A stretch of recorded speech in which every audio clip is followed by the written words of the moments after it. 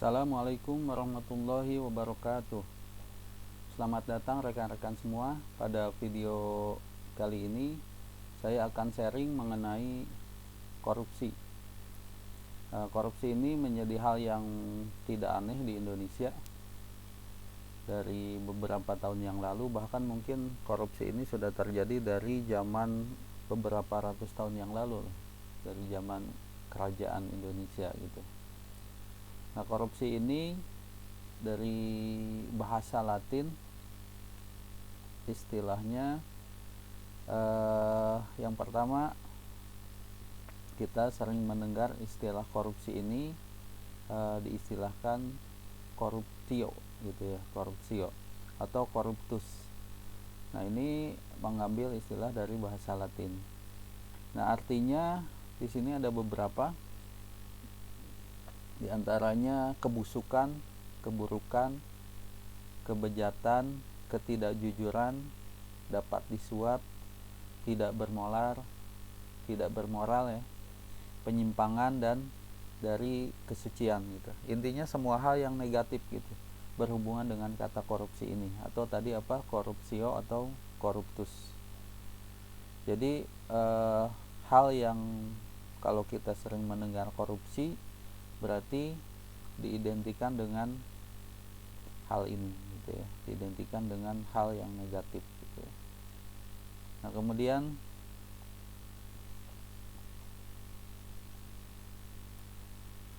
baik, yang pertama kita lihat di sini korupsi ini tadi istilahnya hal-hal yang negatif ya. Itu ada istilah yang lebih spesifik lagi di sini, artinya busuk, suka menerima uang suap atau sogok, memakai kekuasaan untuk kepentingan sendiri dan sebagainya. Nah, pada masa ini, pada saat ini, mungkin ini bukan hal yang aneh bagi kita ya, bukan hal yang sulit dicari gitu. Bahkan mungkin kita sudah terlalu sering mendengar sampai jenuh mendengar kata korupsi dan pekerjaan korupsi yang dilakukan oleh oknum-oknum pejabat gitu ya di atas gitu. Jadi mereka orang yang terhormat, mereka orang yang terdidik, tetapi kelakuannya sungguh kelakuan yang sangat rendah gitu ya. Nah, ini istilahnya berarti memakai kekuasaan untuk kepentingan sendiri gitu, dan untuk memperkaya diri sendiri. Ini banyak terjadi di negara kita. Semoga kedepannya mungkin bisa dihindari atau mungkin dihilangkan gitu ya, agar negara kita bisa jauh lebih baik. Selanjutnya yang kedua, di sini korupsi ini artinya perbuatan busuk seperti penggelapan uang tadi, penerimaan uang sogok dan sebagainya, sama ya tadi ya.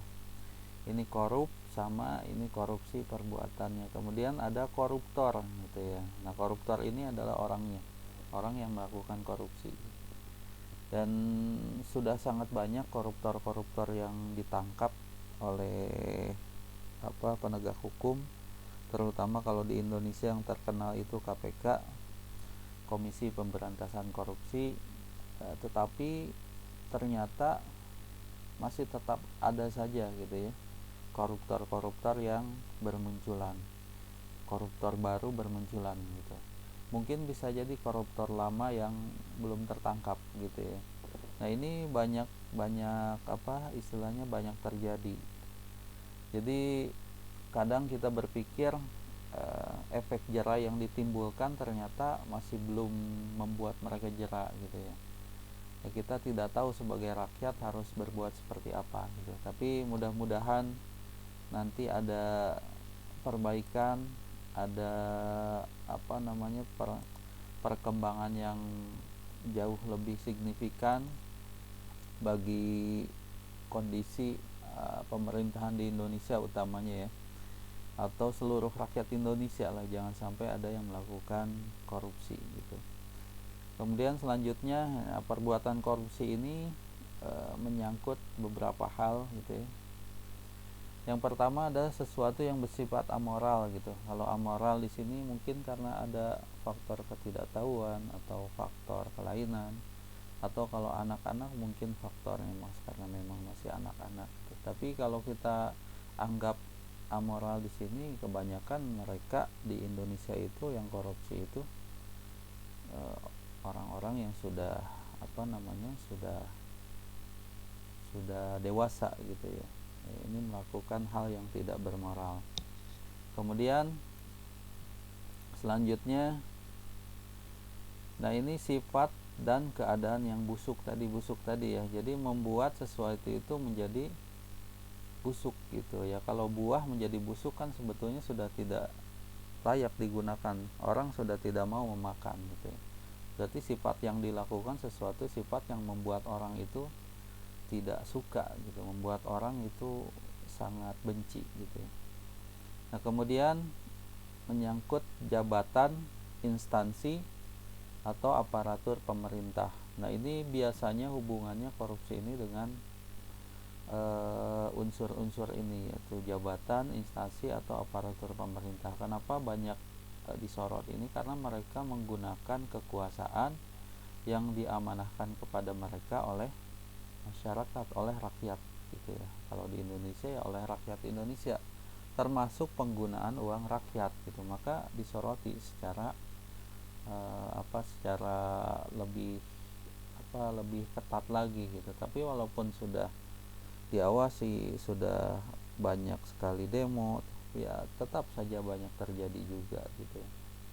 Nah selanjutnya penyelewengan kekuasaan dalam jabatan karena pemberian. Nah ini juga banyak terjadi, banyak istilahnya disalahgunakan gitu ya, kekuasaan yang dimiliki. Kemudian yang berikutnya adalah menyangkut faktor ekonomi dan politik dan penempatan keluarga atau golongan ke dalam kedinasan di bawah kekuasaan jabatan. Nah ini juga bukan hal yang aneh gitu ya. Ada faktor ekonomi dan politik gitu. Kalau kita lihat sebetulnya kadang kita sudah jenuh mendengar ya, tidak akan memasukkan orang politik di pemerintahan kalau saya menang. Tapi faktanya ketika sudah menang kadang banyak para pemenang pemenang pemilu itu ya tetap saja memasukkan orang-orang politik yang kadang tidak memiliki kemampuan yang sesuai gitu ya. Akhirnya hanya memanfaatkan kekuasaan. Ya mungkin oknum ya, tetapi karena kita sering banyak mendengar akhirnya kita jadi jenuh gitu ya. Banyak oknum, terlalu banyak oknum gitu. Kita tidak tahu kebanyakan oknumnya atau justru orang yang memang lurusnya. Ya mudah-mudahan sih banyak yang lurus dan oknum yang tidak baik ini dihilangkan segera gitu ya. Nah, penempatan keluarga ini juga sama ya, atau istilahnya nepotisme gitu ya. Nah ini juga masih terjadi, tapi kalau menurut saya kalau memang dia ditempatkan dan sesuai kemampuan ya kenapa tidak gitu, karena memang punya kemampuan. Tapi yang sangat tidak wajar adalah ketika ditempatkan karena orang tuanya pejabat tetapi dia tidak punya kemampuan, akhirnya hanya makan gaji buta gitu, tidak bekerja karena ayahnya pejabat, yang lain tidak enak, dan akhirnya pekerjaannya ya hanya bekerja seadanya gitu, tidak dilakukan sesuai dengan tugas yang diberikan, dan itu sebetulnya sangat tidak wajar gitu. Selanjutnya, nah ini bentuk-bentuk korupsi. Yang pertama, bentuknya kerugian keuangan negara. Ini sudah pasti karena tadi kekuasaan yang diberikan kepada para pejabat, kepada mereka yang berada di tampuk kekuasaan karena hasil pemilu, karena hasil jabatannya itu diamanahi oleh uang rakyat yang sangat besar gitu ya. Jadi uang rakyat yang besar ini dikelola oleh mereka, itu harus ada tanggung jawab. Nah, karena oknum yang tidak bertanggung jawab itu yang menyebabkan kerugian keuangan negara gitu. Kita mungkin pernah mendengar kebocoran keuangan negara gitu ya. ya mungkin orang-orang yang berkecimpung dengan keuangan negara ini jauh lebih paham gitu berapa besar kebocorannya gitu. Yang pasti nilainya triliun gitu, dan itu nilai yang besar. Nah, kalau misalnya itu bisa dikelola dengan baik kebocorannya, atau misalnya korupsinya dihilangkan, ya banyak rakyat yang terbantu karena bisa dialokasikan ke ke bidang-bidang yang lebih bermanfaat bagi rakyat Indonesia. Baik, selanjutnya suap menyuap. Nah, ini juga bukan hal yang bukan hal yang aneh lagi gitu ya. Suap menyuap ini sesuatu yang sepertinya hal yang sudah biasa, padahal pekerjaan atau perilaku yang salah gitu. Ya, ini untuk menempati posisi tertentu, untuk mendapatkan surat-surat kelengkapan tertentu, misalnya kita harus memberikan uang gitu, kalau tidak dipersulit. Nah, akhirnya kan sudah menjadi kebiasaan dan jadi hal yang sepertinya dibenarkan gitu ya. Nah, kemudian penggelapan dalam jabatan.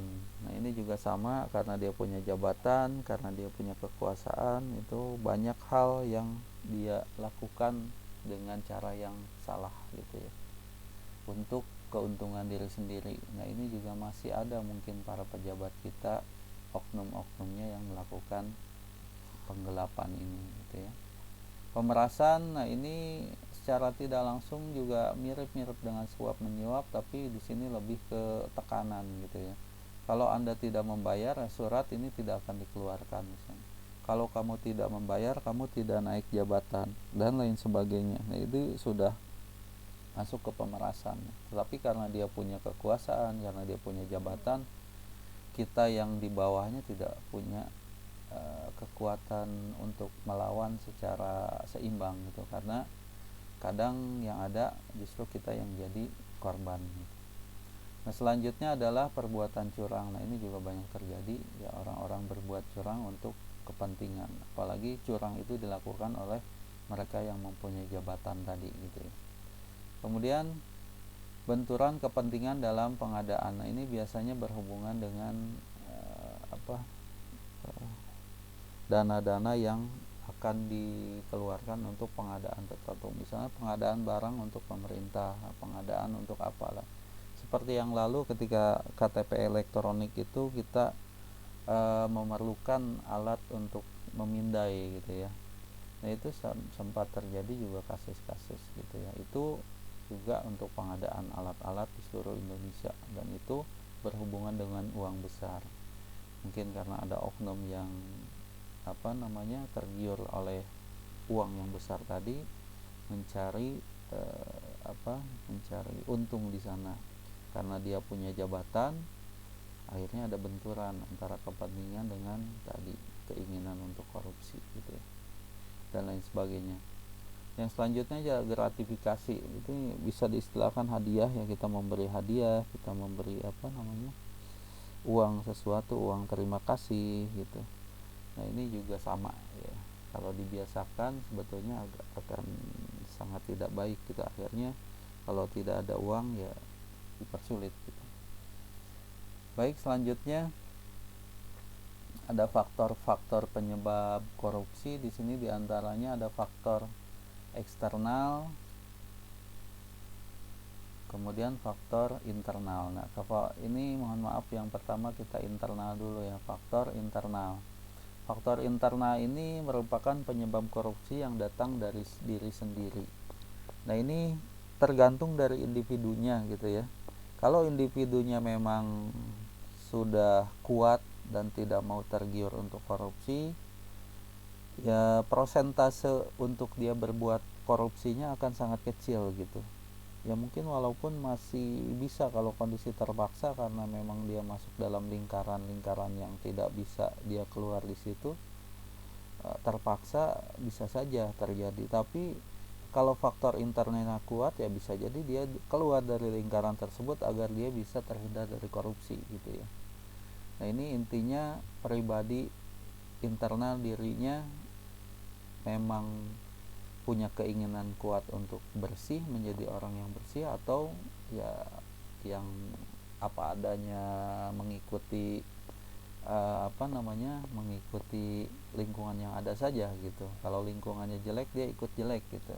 Kalau lingkungan baik, ya dia ikut seperti itu. Jadi terombang-ambing, ya itu tergantung dirinya sendiri gitu.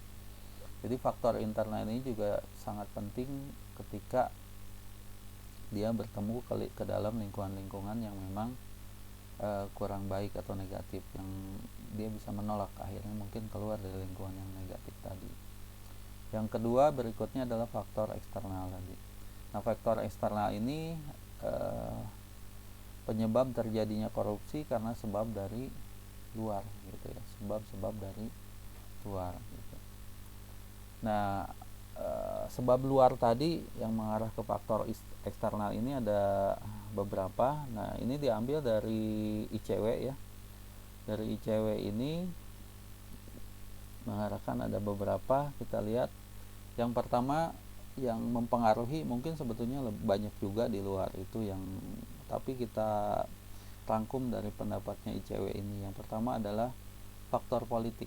Nah, terutama di mendekati masa-masa pemilu, biasanya akan banyak banyak sikut sana sikut sini mungkin ya, karena kepentingannya masing-masing punya kepentingan. Dan ini bisa menjadi faktor eksternal, faktor luar yang akan mempengaruhi tingkat korupsi tadi gitu. Ya kalau kita lihat ya ada korupsi yang kecil-kecilan, mungkin ada korupsi yang besar-besaran, ya tergantung. Dan ini rawan akan korupsi, karena ada yang mengatakan bahwa di Indonesia itu biaya politik itu sangat tinggi gitu.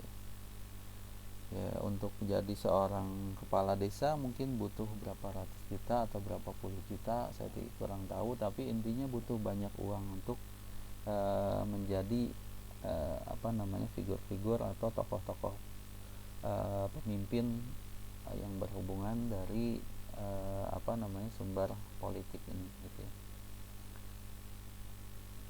Baik, selanjutnya faktor hukum. Nah, faktor hukum juga sama, ini bisa berpengaruh ya. Kalau oknum-oknum pejabat hukumnya ini, atau oknum-oknum penegak hukum yang memang justru tidak taat hukum dan dia mempermainkan, ya bisa jadi nanti akan mengarah ke arah korupsi gitu. Dan ini banyak terjadi penyelewengan oleh oknum gitu. Memang tidak semua ya, banyak juga yang baik, tapi kan masih ada oknum-oknum yang menyelewengkan. Yang memang mengerikan itu ya oknum-oknum yang sudah menjadi pejabat gitu ya, itu lebih mengerikan karena dia akan berhubungan dengan hal-hal yang lebih luas gitu, karena di jabatannya sudah lebih tinggi gitu. Nah, ini juga bisa terjadi. Kemudian faktor ekonomi dan birokrasi. Nah, ini juga sama. Kalau di kita ya mungkin birokrasi ini juga ada yang mengatakan berbelit-belit gitu, misalnya harus ke sana, harus ke sini, dan itu berhubungan dengan dana yang harus dikeluarkan ya, mungkin ada suap, gratifikasi dan lain sebagainya, bisa terjadi juga gitu. Nah, faktor ekonomi juga sama, bisa terjadi di sana karena kebutuhan uang dan lain sebagainya. Nah, ini yang ketiga gitu ya. Kemudian yang keempat adalah transnasional.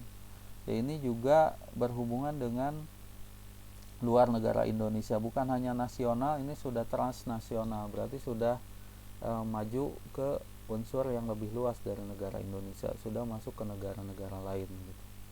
Dan ini juga bisa terjadi gitu. Bisa jadi orang yang korupsi di Indonesia larinya ke luar negeri gitu ya. Atau mungkin orangnya di luar negeri tapi memanfaatkan kepentingan yang ada di Indonesia, ya mungkin ke arah korupsi tadi gitu ya. Itu banyak hal gitu. Dan ini sudah mulai mengglobal gitu. Jadi sebetulnya tantangannya bukan hanya dari dalam negara Indonesia, tapi juga di luar negara Indonesia gitu. Nah, ini yang berhubungan dengan faktor eksternal gitu. Ini yang diambil dari cewek. Kemudian selanjutnya strategi dan atau upaya penanggulangan korupsi. Nah, sebetulnya Indonesia sendiri dari beberapa tahun yang lalu atau puluhan tahun yang lalu menginginkan Indonesia itu baik gitu ya, bersih gitu, dan berusaha melakukan penanggulangan korupsi. Hanya kita sebagai masyarakat, sebagai orang awam, kadang kita bingung gitu, yang di atas yang mengatakan korupsi harus dihilangkan, korupsi harus harus dilawan, tetapi ternyata mereka korupsi gitu. Yang mengatakan korupsi itu justru yang melakukan korupsi. Jadi kita kadang bingung, kita sulit mempercayai pada pejabat-pejabat yang memang bersih gitu, karena kita tidak tahu mana oknum, mana pejabat yang bersih gitu. Karena banyak mereka pejabat di atas itu mengatakan mereka bersih, mereka anti korupsi, tapi ternyata di lain waktu tertangkap karena korupsi dan akhirnya mengaku bahwa mereka korupsi gitu. Dan ini hal yang sungguh menjadi aib bagi negara kita gitu ya.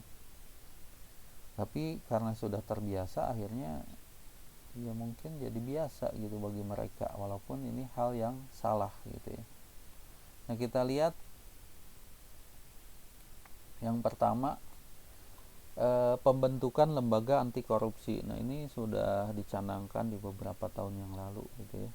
Ya, yang pertama mungkin kita dengar KPK ya. Ada lembaga anti rasuah gitu ya. Ini sudah banyak gitu. Bahkan ada kita dengar juga beberapa waktu yang lalu istilahnya saber pungli gitu ya. Nah, itu sapu bersih pungutan liar gitu. Tapi kita tidak tahu kesini apakah masih bekerja dengan maksimal atau sudah mulai menurun pekerjaannya ini. Nah, kita tidak tahu gitu ya. Mudah-mudahan sih mereka tetap semangat, tetap bekerja dengan baik untuk memperbaiki birokrasi yang ada di Indonesia gitu. Terutama yang berhubungan dengan masyarakat banyak gitu ya. Nah, ini penting gitu. Nah, tapi ya kembali tadi ya, keinginan besar dari para pejabat ini apakah ingin ke arah yang memang bersih korupsi, atau kita tidak tahu, hanya lip service saja gitu ya. Mudah-mudahan sih tidak, oknumnya sudah dihilangkan gitu ya. Selanjutnya, yang berikutnya adalah pencegahan korupsi di sektor publik. Nah, sektor publik ini berarti sektor yang banyak berhubungan, berinteraksi dengan masyarakat banyak gitu ya. Ya, contohnya mungkin kita ingin mengurus KTP gitu ya. Kalau ngurus KTP ya itu kan berhubungan dengan masyarakat banyak gitu. Nah, para pejabat, para petugas, mereka-mereka yang memang berhubungan dengan sektor ini ya harus dicegah dari korupsi gitu. Memang kelihatan sudah ada perbaikan sih ya. Dari yang dulu kalau kita ingin mengurus itu harus bayar sekian, sekarang ya bahkan bisa dikatakan tidak perlu membayar, kita bisa mengurus mengurus surat keterangan tadi gitu ya. Ya, tapi mudah-mudahan ini bertahan gitu ya. Atau mungkin kita ingin buat SIM, buat apa, ya itu yang berhubungan dengan sektor publik. Kemudian yang berikutnya, yang ketiga adalah pencegahan sosial dan pemberdayaan masyarakat. Nah, ini berhubungan dengan masyarakat dan masyarakat yang diberdayakan. Jadi masyarakat mungkin sekarang disadarkan gitu. Jangan mudah memberikan gratifikasi, atau jangan mudah memberikan uang suap atau uang pelicin gitu ya kepada oknum-oknum di atas gitu. Nah, tetapi juga memang harus seimbang gitu ya antara kebijakan, antara pelaksanaan para petugas di lapangan dengan masyarakatnya sendiri gitu. Kalau memang masyarakat sudah aware, sudah sadar, yang di atas pun harus tegas gitu kepada oknum yang memang belum sadar, itu harus ditindak dengan tegas gitu. Jangan hanya tebang pilih gitu ya. Kemudian selanjutnya adalah di sini yang keempat ya, pengembangan dan pembuatan berbagai instrumen hukum. yang mendukung pencegahan dan pemberantasan korupsi. Nah, memang sudah banyak disahkan ya. Ya, mungkin ini berhubungan dengan kalau pengesahan undang-undang itu hubungannya dengan DPR gitu ya. Tapi kembali lagi, kadang kita bingung sebagai rakyat, DPR ini yang membuat undang-undang. Tetapi di waktu yang lalu banyak anggota DPR yang terkena masalah hukum gitu, berhubungan dengan undang-undang tadi gitu. Jadi kadang kita bingung sebagai rakyat gitu. Mereka yang membuat instrumen hukum, tapi mereka yang melanggar hukum tadi gitu ya. Walaupun memang tidak semua oknum-oknumnya ya. Tapi karena oknumnya banyak, kita jadi bingung gitu ya sebagai masyarakat. Nah, ini juga akhirnya berputar gitu ya. Ini yang membuat instrumen hukum dilaksanakan kemudian berputar kembali, apakah ini akan berjalan secara baik gitu ya. Semakin banyak instrumen hukumnya, apakah semakin baik gitu, atau justru semakin sedikit instrumen hukum justru semakin mudah ditaati gitu ya. Kita tidak tahu gitu. Jangan sampai justru hanya rakyat yang dijadikan tumbal gitu, rakyat yang hanya sebagai objek hukumnya saja gitu. Ya, ini mudah-mudahan sih tidak gitu ya. Mudah-mudahan ada perbaikan dari sudut hukum gitu ya ke depannya. Selanjutnya adalah yang kelima di sini, monitoring dan evaluasi. Nah, ini penting, apa yang sudah dilakukan dievaluasi ya, dimonitor kegiatan-kegiatan yang dilakukan itu diawasi, kemudian dievaluasi bagaimana hasilnya, apakah sudah baik atau justru menurun gitu ya dari tahun-tahun sebelumnya gitu. Nah, ini perlu dimonitor dan dievaluasi. Mudah-mudahan ya kedepannya jauh lebih baik, tidak terjadi penurunan. Minimal ya dipertahankan yang sudah baik gitu. Jangan sampai ada penambahan tingkat korupsi kembali gitu. Nah, kemudian yang keenam di sini, kerjasama internasional. Sebetulnya kita sudah melakukan kerjasama internasional untuk penanggulangan korupsi. Justru mungkin negara-negara lain itu banyak yang sudah lebih berhasil gitu dalam penanganan korupsi ini gitu ya, dibanding negara kita gitu ya. Mungkin di negara Eropa walaupun masih ada mungkin oknum yang korupsi, tapi justru jauh lebih sedikit dibanding negara kita gitu tingkat korupsinya. Selain di Eropa, mungkin di mana negara di Asia, mungkin negara Cina gitu. Cina justru kita sering mendengar kata hukum mati untuk koruptor gitu. Nah, di Jepang juga sama. Jepang mereka budaya malunya cukup tinggi gitu. Yang yang baru terindikasi korupsi, belum terbukti korupsi, baru ada indikasi saja mereka mengundurkan diri karena malu gitu. Kalau di kita mungkin ini perlu juga jadi jadi pembelajaran gitu. Jangan sampai pejabat ini oknumnya ya itu tidak ada rasa malu gitu atas aktivitas negatif, atas korupsi yang sudah dilakukan oleh para oknum pejabat ini gitu. Mereka justru merasa benar, merasa tidak bersalah walaupun sudah mengaku bersalah korupsi, tapi mencalonkan kembali gitu ya. Ya, itu hak mereka, tapi intinya ada pesan moral di sana yang harus kita pegang gitu, dan ada perbaikan ke arah yang lebih positif lagi ke depannya. Baik, itu saja untuk video di pertemuan kali ini. Mudah-mudahan sharing pada video kali ini membawa manfaat. Mohon maaf apabila ada kekurangan dan kesalahan. Terima kasih. Assalamualaikum warahmatullahi wabarakatuh.